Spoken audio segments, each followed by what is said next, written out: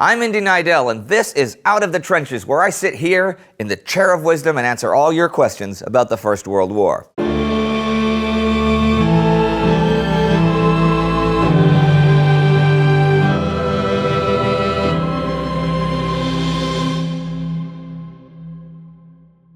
Murray writes, "Hi Indian crew.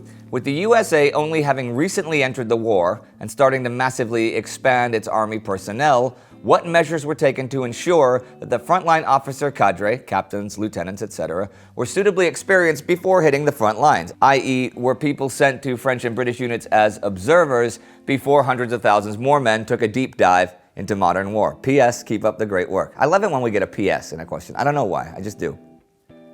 Okay, here's your answer. Pretty soon after the U.S.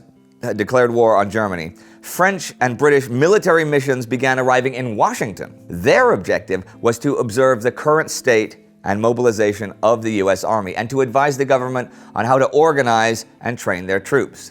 Many American officers still held fast in their belief that the army had to be trained in open warfare, and some even belittled the Europeans, claiming that their armies lacked aggressiveness because they had fought this deadlock for so long. So their mission was to advise their troops about the reality of trench warfare and a general understanding of modern war. It is, nowadays, often discussed if they succeeded because of or in spite of General Pershing, who had his own ideas about how the U.S. Army should fight. But you will learn about that in our special about him. The European advisors helped restructure the army into combat-ready divisions, dissolve the cavalry, and pass on directives on trench warfare. Most American forces were sent to support the French sector of the front, so they were naturally trained by the French army and used French weaponry, equipment, and tanks later on the continent.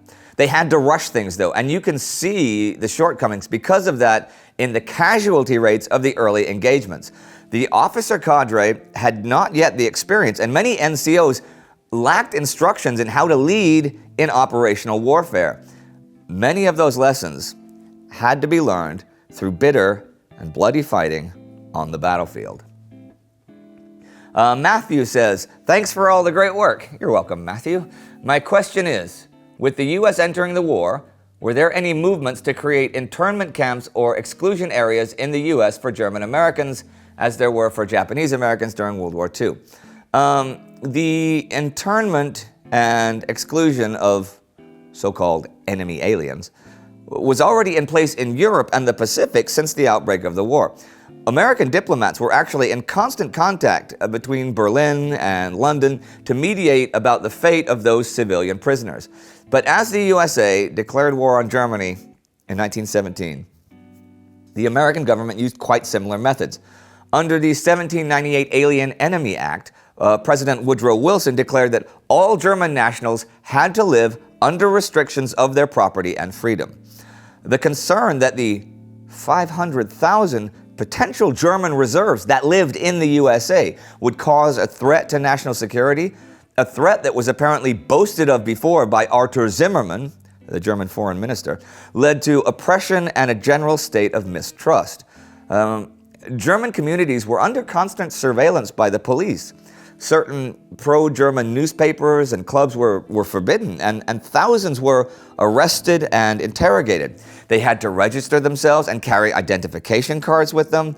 Around under 2,500, but somewhere around 2,300, were constantly interned in camps.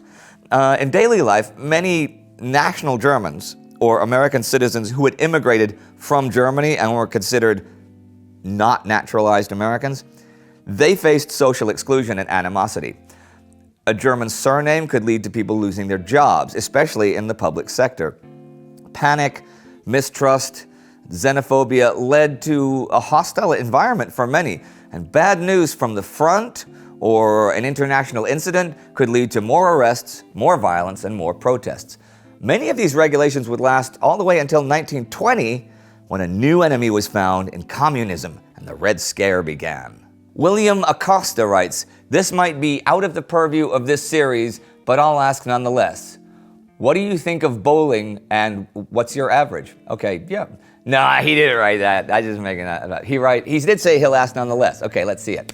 You've often mentioned that at the beginning of the war, most of the warring nations, actually my average used to be 182 when I used to bowl, but I hurt my hand and so I don't bowl anymore.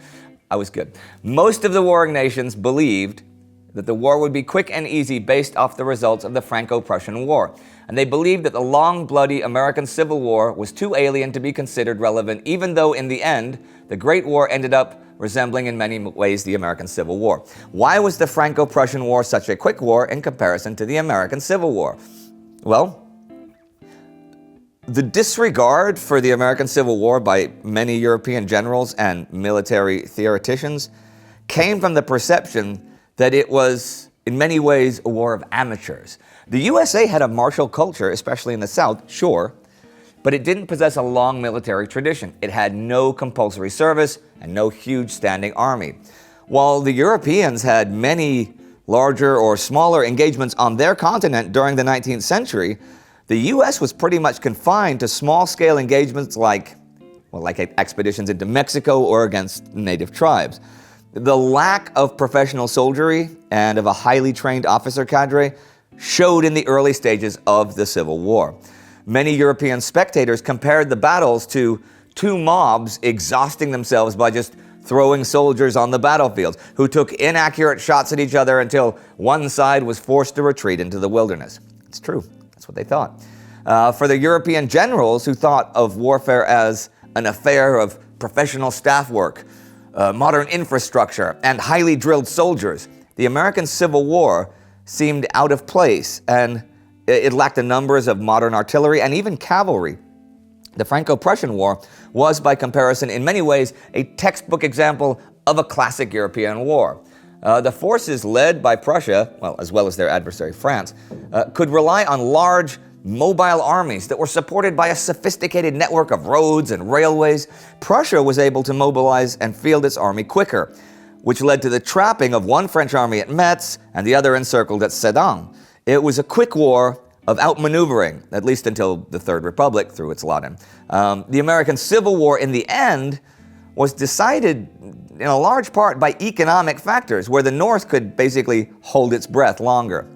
There are some undeniable comparisons to be drawn between the slogging total war of that time and the deadlock in Europe after 1914, but that question is, it's already too long for this format.